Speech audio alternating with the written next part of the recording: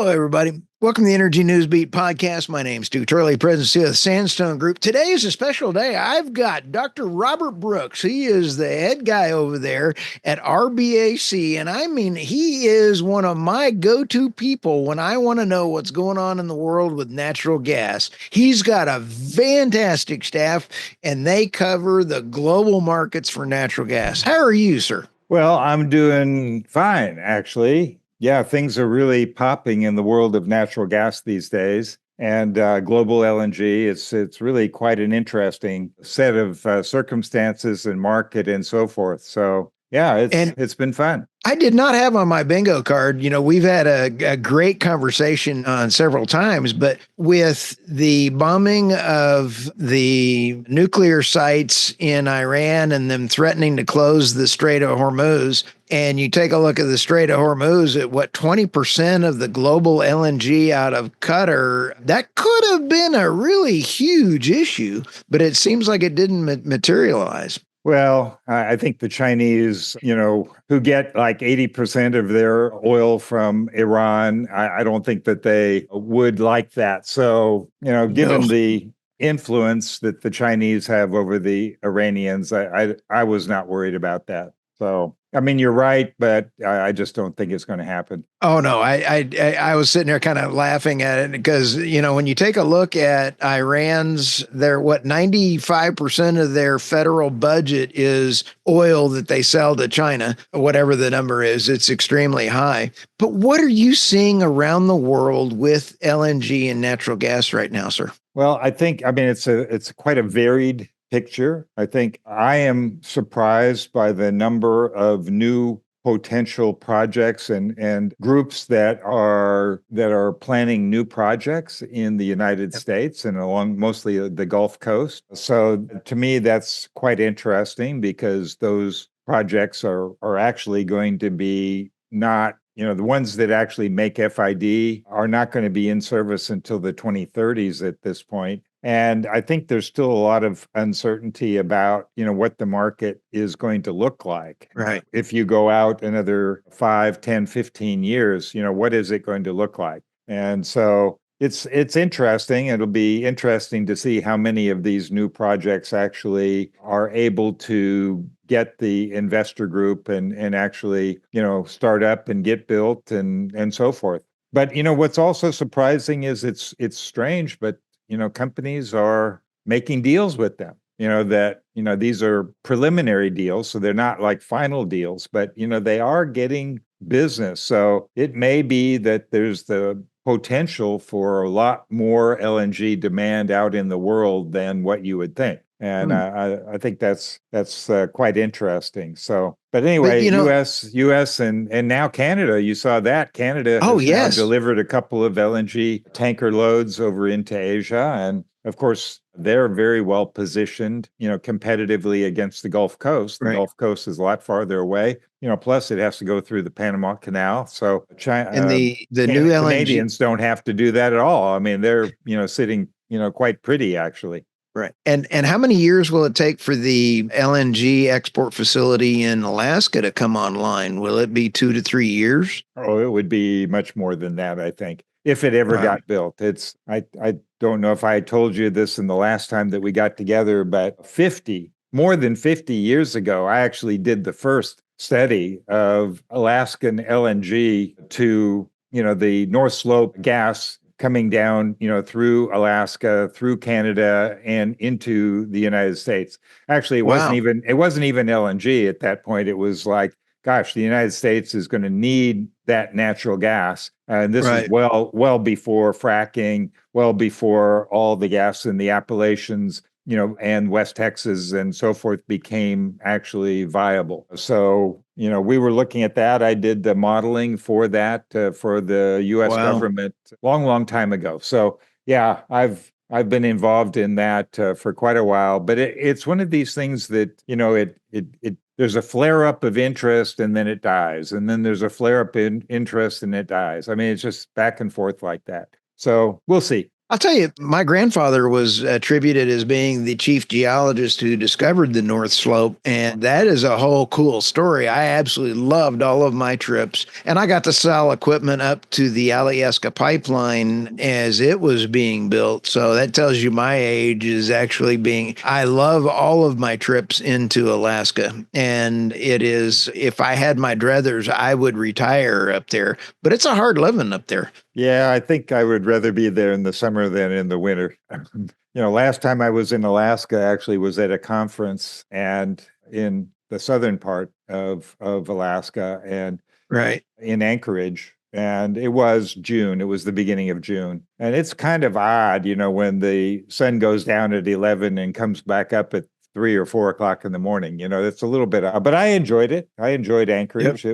It was quite good. And I think I was there for 4 or 5 days and it didn't rain, which is very, very unusual, Right. But anyway, I Well, enjoyed it. But getting up to the North Slope, I think it would have been interesting. I didn't actually take the opportunity, which I would have had to go to the conference a couple of days earlier. right. But yeah, I'm sure it would be very, very interesting. Those It, guys are very hardy up there. They're probably all Texans up there in northern part of Alaska. I think that's why I get along with them so well. When we sit back and take a look at Chris Wright, our great Secretary of Energy, and I absolutely adore the man, you sit back and take a look at energy dominance and the way that Chris Wright and Doug Burgum with the Department of Interior and then Lee Zeldin are really helping change the thing. But I did not have on my bingo card, Dr. Brooks, the amount of cooperation between Saudi Arabia, Qatar, the UAE, and the United States now. It is truly a global market, and it's pretty cool. Yeah, I think it is. It's a very interesting thing. I'm not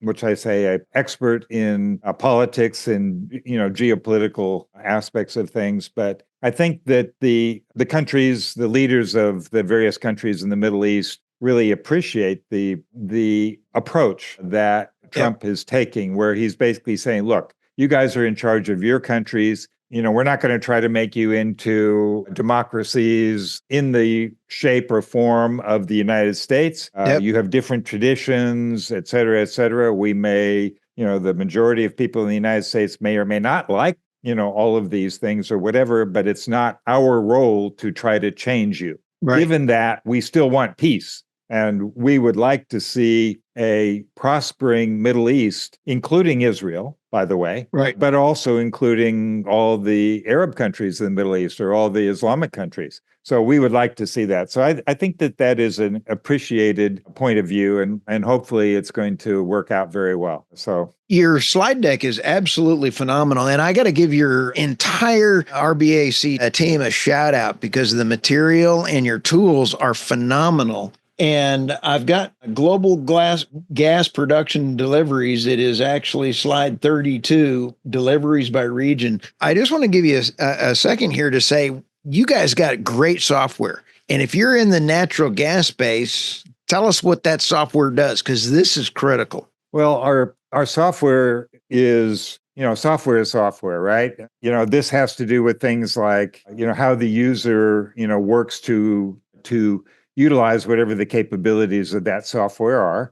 And in our case, what our software does is it allows users to make forecasts in the natural gas sphere. It can be detailed forecasts of United States and Canada and Mexico, North America, or it can be more sort of general forecasts of around the world. They include LNG transport all around the world. So that's the one that we're talking about here, and actually showing this chart. I don't know if you're showing it right now, but this is results that we have produced recently for a seminar that we did in Houston in June. So that's only a month ago, where we had, people from throughout the industry actually attended our seminar, where we were talking about, well, what are the expectations for gas production, gas deliveries, you might say demand. I mean, that's equivalent to demand, and LNG as well over the next several decades. And I think there's some, pretty interesting results that we get by,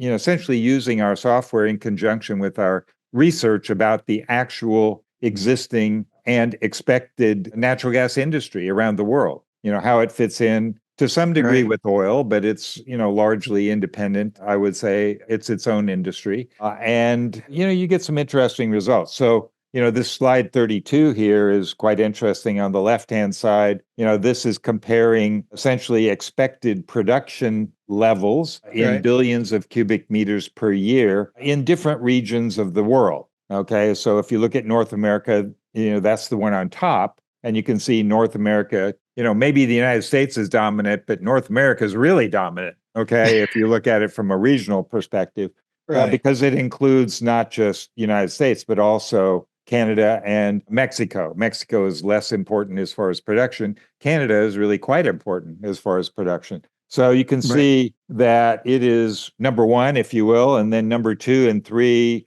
as you can see, there are kind of the Middle East and former Soviet Union without Europe. So basically, that's Russia plus Central Asia. And you can Right. see they're kind of tied for second place, if you will. And then you get Asia down there and then the other areas. But I mean, it's pretty amazing when you look at this, how dominant North America is in the global natural gas industry. But if you look at the right-hand side, you can see it's a very different picture in terms of demand. When you look Right. at demand, you can see that up until maybe 2029, it's still true that North American deliveries to Canada, the United States, and Mexico are the most in the world, but you can see it really flattens out starting about this year, 2025. It doesn't Wow. really grow after that. It's pretty flat. But what's happening in Asia? Asia, you can think of China, which is, pretty much dominant. But on the other hand, it's interesting. I mean, India is really coming,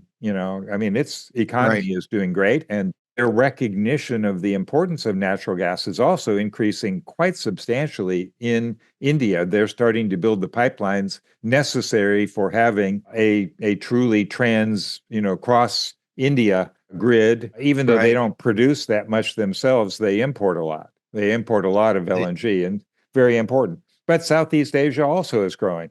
So when you Right. add all of those together, Northeast, Southeast, and South Asia together, you can see after 2029 or so, they really take off. They've been taking off. They continue to grow all the way out to 2050. Right. And then you've got the other countries and so forth. But, it's a pretty interesting picture. I think the one other thing that's pretty interesting, people might be very interested in, is what's happening in Europe. Europe is Right. the purple line down here, kind of near the bottom. I don't know if you can see my cursor. Well, yep. Yeah. So you can see that there's a reduction, pretty strong reduction in natural gas deliveries into Europe Wow. recently, 2023. But then it's sort of interesting because it actually grows slightly and then kind of declines a little bit, but not Right. nearly as much as what the net zero people would like to see. The net zero people would like to see, essentially demand for natural gas go down to zero pretty fast. Oh, And we don't see that happening.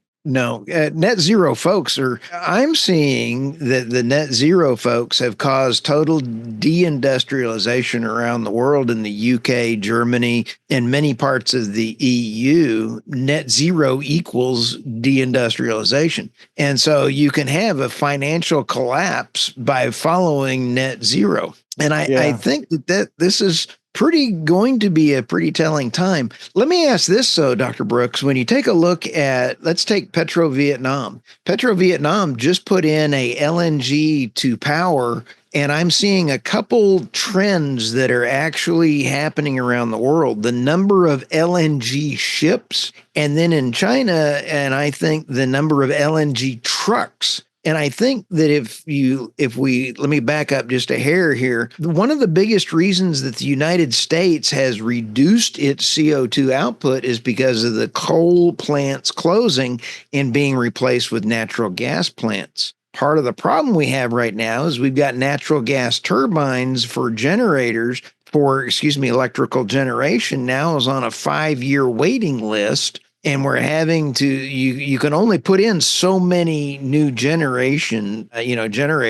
So where I'm going with this is you've got Petro Vietnam has now got LNG to power station as coming online, and I'm seeing that around the world. That's not a bad plan to get LNG to power plant quickly and rolling it in to get rid of a coal plant. Does that make sense? I mean, I think it makes sense in a lot of ways. And I see that trend also, Stu. And I think it's Okay. a very, the natural gas and LNG industry worldwide should do whatever it can to enhance the Yep. capability of countries that are sort of marginal economically, but growing, but Right. doing better than what they've done in the past, to follow in this kind of approach or this kind of step. Vietnam is a very good example. I think the Philippines is also a very good example. This is when I was talking about Southeast Asia, mostly it's Vietnam, Philippines, and maybe Thailand, those Yep. places. And I think this is great. But, this is also happening in India as well.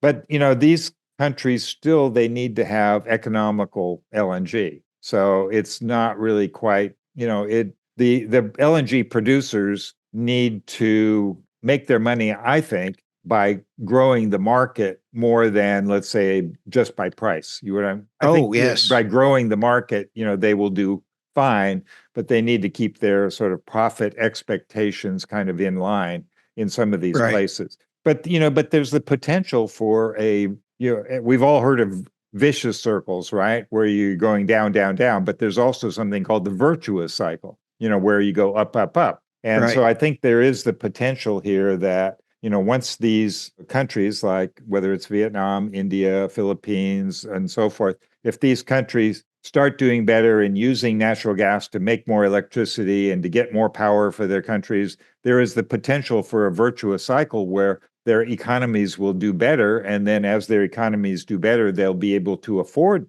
more expensive LNG. So, it can go up and actually be a really good thing. The question in my mind is, yes, I can see this happening in Southeast Asia. We already saw it in China. It worked in China. Right. Before that, Japan and Korea and Taiwan, but, China, yes. But can this kind of approach, can this also work in Africa? Can this Right. also work in South America? I think that, and throughout the Middle East. Middle East is kind of Right. a separate story in a way, but the biggest, probably the biggest question mark is Africa, and it's growing the fastest in terms of numbers of Right. people, and it's not like it was. There are islands of, there are places where it is picking up into 20th century, if not 21st century economies. They're starting to happen. Right. The question is, can it happen fast enough? That's one question. The second question, which is sort of interesting to me as well, is if people are thinking of, Africa as a potential demand source for LNG, but on the other hand, you know what? They have a lot of natural gas too. Yeah. So, But do they have enough natural gas to, if they do things correctly, to actually handle their own economies, demand in their own you economies? bring And up a fantastic point, and the advantage that LNG has is a time to market, and you can take a old LNG tanker, turn that into an import facility, and bring in LNG direct to a power plant faster than you could put in a pipeline. So I think that's totally true. And by the way, much faster than building an LNG import terminal on land. So the exactly. idea of these FSRUs, they call them, I think it's great. And that's, I think I forget her name, but I think we owe a debt of gratitude to the woman who actually came up with this idea, I think first, about 10 years ago. Unfortunately, she passed away in an Oh, unfortunate accident. But she was really thinking far ahead, and I'm seeing this is becoming more and more important. Even places like Europe, where, for yep. example, Germany and so forth, where in order to handle an immediate problem, which is the lack of gas coming over from Russia, Right. they're building onshore facilities, but they're also bringing FSRUs in. And if the demand is not there or whatever, they can move those FSRUs to other Right. places.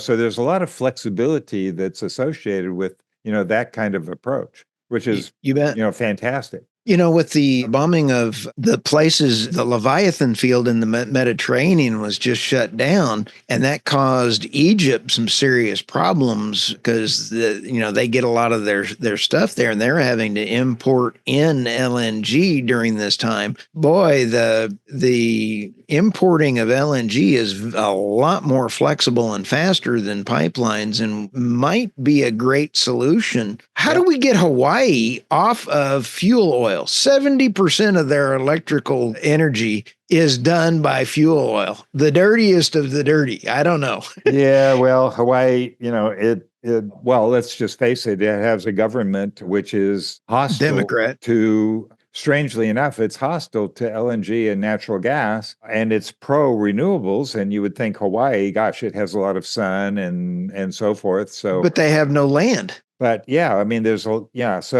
so yeah, natural gas and LNG could be a really good part of the solution. And like you said, it would be a lot cleaner solution than dirty old fuel oil. So It doesn't make sense to me that they won't even consider putting in an LNG to power plant in Hawaii and get rid of. They've shut their last coal plant down. And yay, they shut down a coal plant, but it was dependable energy. And now they've got 70% is fuel oil, the dirtiest of the dirties. And they won't talk about LNG, which is cleaner than fuel oil. Yeah, like I said, this is where, if you have a certain perspective as a government official, you're not going to necessarily come up with the best, most logical solution. So I don't know. Yeah.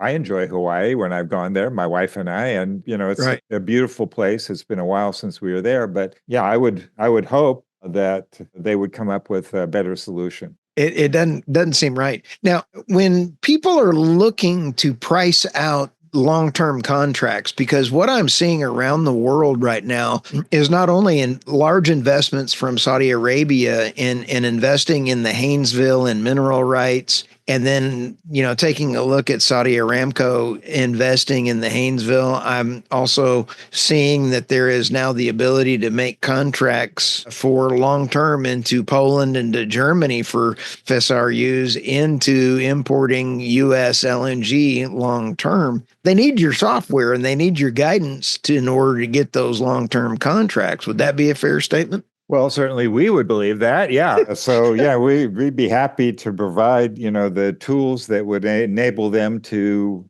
look at different alternatives and come up to, with the best options for their own country or their own business. So, that's what we're in business for. So yeah, I would certainly agree with that. But I would also agree with your, the trends that you were talking about. I mean, I'm seeing, it's interesting because I think in the past, companies in the Middle East were, strictly sort of government countries, companies, right? So they were like branches of the government that were basically, their focus was on selling their products, right? Mhm. Their oil primarily. But there's been an evolution that has occurred recently, a change where they're starting to view themselves as companies, really, in international companies, and looking for, well, how can we make profit in other ways than just handling our own resources? And so you're getting them operating just like BP or Shell or any of these other international companies now. So I don't know where this is going to lead, but so far it looks pretty good as far as the U.S. is concerned. Right. So they're investing, and again, I guess they figure U.S. is a stable market. That it's probably better for them to invest in the United States than perhaps places like Mozambique, where you don't know what's going to happen, or there might be plenty of resources, but it might be difficult for you to consistently or persistently get those resources to market. We know that Total Energies, what used to be Total, they have ran into this big time, and they're hopeful, in Mozambique that things are going to be more stable going in the future. But we don't, unfortunately, we don't know. And honestly, I think that the guy, the CEO of Total Energies is a pretty pragmatic guy. I mean, if he sees bad winds there, I think he'll just pull them back out again. Anyway, it's pretty interesting, but we don't have that in Texas and other parts of the Southwest and so forth. It's a much better environment for investment.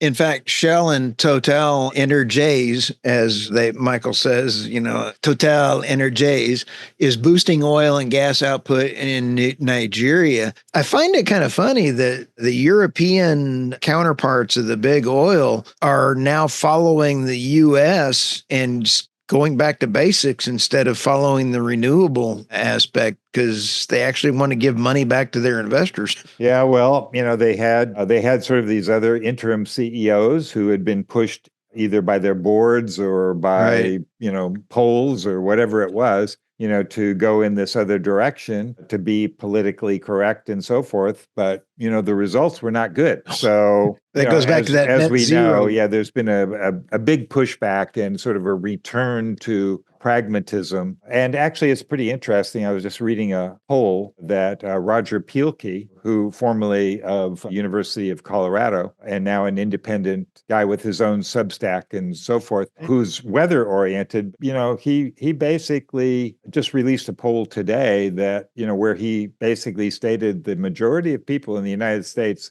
in the end are extremely pragmatic, and, they are concerned about, their the cost of energy and the availability of energy and so Right. forth. And they haven't really been persuaded by, either the right or the left, to go a particular way. They're sitting there, pretty strongly. And so a lot of this renewables stuff, it doesn't really resonate with them. There's been enough. I mean, it's still going on, though. It's interesting. I find it interesting that actually the stories that you get out of Europe, it's almost like they haven't seen any news from North America over the last couple of years No. or something. They keep trying, to push this, the net zero and so forth and so on, even when, projects are being canceled right and left. But they still are pushing this thing. So whether it's the EU or who it is, I don't know.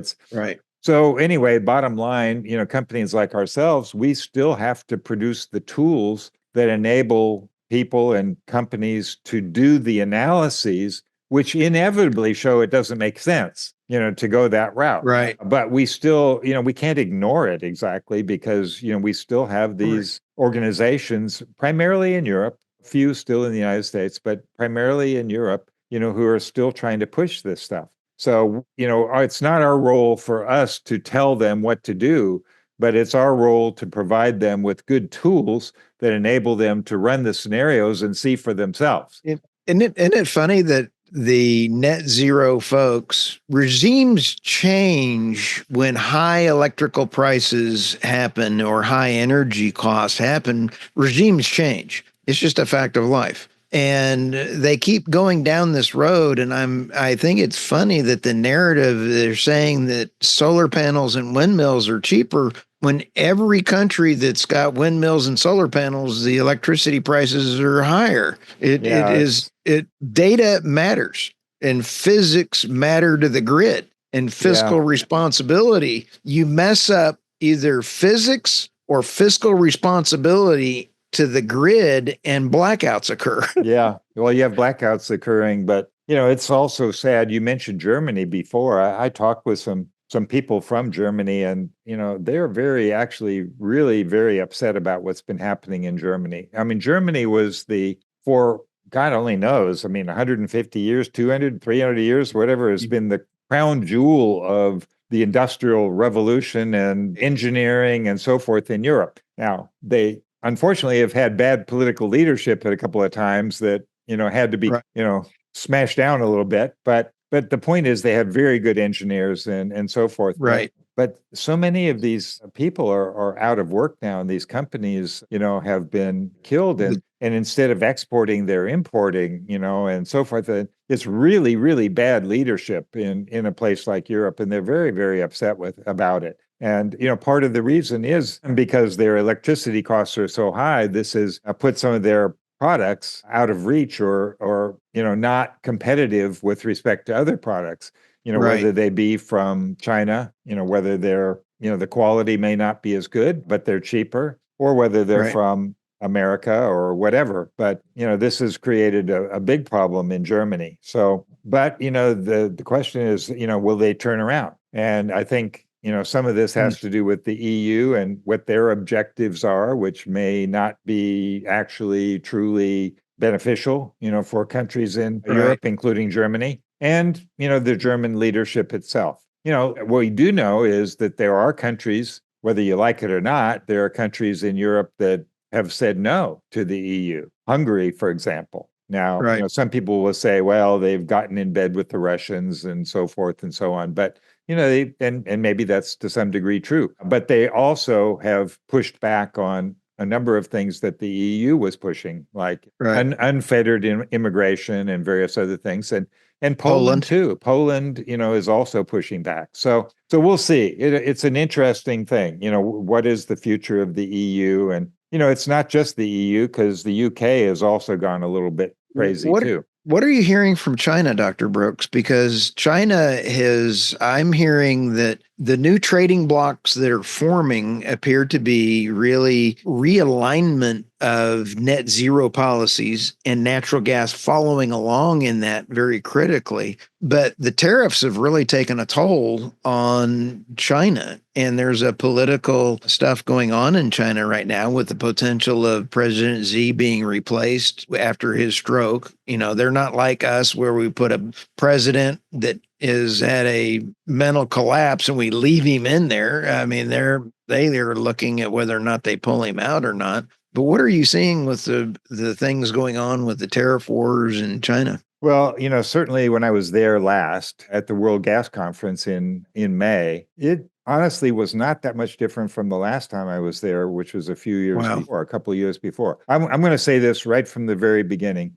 The people in China that I have run across are people. And they are friendly. Nice. They are gracious. They want to do a good job. They want to do things well. I like the people in China. Now, I'm not going 1,000 miles into the hinterland to see what it's like in rural. I mean, when I go to Beijing usually, or some big city, and I'm just telling you, there, I have this joke, which, okay, you're going to be the first one to hear my joke. Okay. Okay. So when people say, well, what is China like these days? And I would say, well, it's kind of like America with Chinese characteristics. You don't like that joke. Anyway, they have this idea I'm thinking about it. I like it. They have this, this statement. The statement about the political system that they have is that it's socialism with Chinese characteristics, or communism with Chinese characteristics. And so when I look at what do the cities look like, and what do the people look like, and what do the shopping malls look like, and so forth,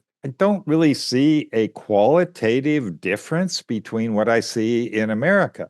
What are the people like? But it is with Chinese characteristics. Okay, so they have their own flair on things, their own emphasis, and so forth. But it's the people there want to live a decent life for them and their families, just like people in America. And probably most of the people in Europe and everywhere else in the world, Africa and so forth. Right. So I have to work on my joke, obviously, but no, it is an interesting time that we're living in, Dr. Brooks. Well, it is very interesting, and I really haven't answered your question. I don't know about the tariffs and how this is going to fall out. To me, it looked like there's going to be a temporary bit of back and forth that was going on with Trump and with the leadership in China. Right. And my feeling was, and after a little while, they're going to work it out and everything's going to be fine. And I think that's probably true. But, I haven't really kept up exactly with what's happening, for example, with LNG shipments. For a while, LNG shipments from America were not allowed to dock into China.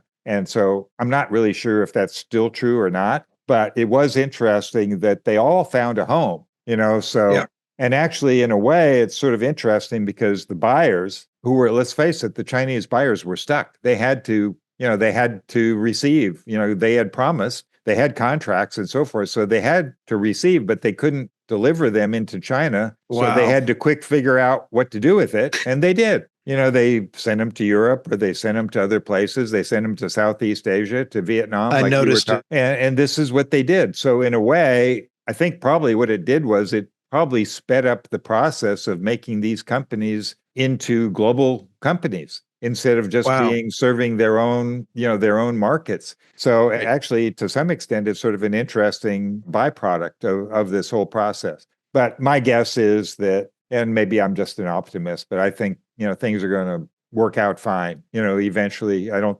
I'm certainly hoping that whatever leadership changes might occur in China Right. would be such that it would maybe cool down a little bit the idea of invading and taking over Taiwan. I think that would be a really, really bad decision on China's Oh, part. I think it'd be horrific. I think it'd be horrific. I see them invading Mongolia before I see them invading Taiwan, because there's a global push for Russia has not done a very good job courting Mongolia and the geopolitical issues around there right now. I could see them trying to do that and acquire some of those things, kind of like the financial crisis that's going on with the Bank of London right now. I truly see that natural gas is going to be critical in the new trading blocks that are forming around the world. And it's going to be those with natural gas will be successful, either in LNG form, or those without it will be deindustrialized. Yeah, and their decision, the decisions of their leaders are going to determine what path to take there. Yep. Could you go to slide 35 here? I think it's You an bet. interesting one. I think it's 35, Stu. Yeah, this Yes. is, we were talking a little bit about this. This is one of the unusual, I would say, results, maybe to some degree counterintuitive. People might not sort of realize, but it looks like this is the trend that we expect. You'll notice that in 2025, in the left-hand side, these are prices at 3 points. Henry Hub, Wow. that's the blue, that's in the United States, near the LNG export area. And then you have two others that are kind of close together. The TTF is into Europe and into the Netherlands, and Japan, Korea price, this is into Northeast Asia. And you can see that what it looks like to us is that over the next several years, after a couple of years, there's going to be so much LNG on the market, largely from new LNG projects that come into service in the United States and expansions of existing ones, that there's going to be significant downward pressure on prices into Europe and into Asia over the next several years until the early 2030s. And, at the same time, Henry Hub kind of strengthens a little bit. So the spread, between Henry Hub and the Europe or Japan goes down to the point where the spread itself is, you can see it just gets smaller and smaller until it's actually lower than $2, which, essentially means that, the transportation cost, of getting there might be higher than the spread between them. But look what happens after that. The market does actually, because of the increased growth in South Asia, Southeast Asia, China, and kind of a flattening out of production capacity after this, you can see prices do strengthen up after that in the long term. So I think that's a pretty interesting. I'm not sure that, we have looked at the forward curves here and they don't look like this at all. Wow. Let me ask this, because if the maritime treaties and the maritime organizations actually have their way, LNG fuel, dual fueled ships, I've never seen such a order books being done for dual fueled LNG box cargo fuel. I mean, all kinds of ships are just absolutely migrating to LNG. And that is going to be a gigantic loss of fuel oil, for marine fuel not being used, and then LNG being used. And so that's going to be a lot of demand as those tankers go cruising around the world, and the cargo ships and cruise liners and the just ships in general.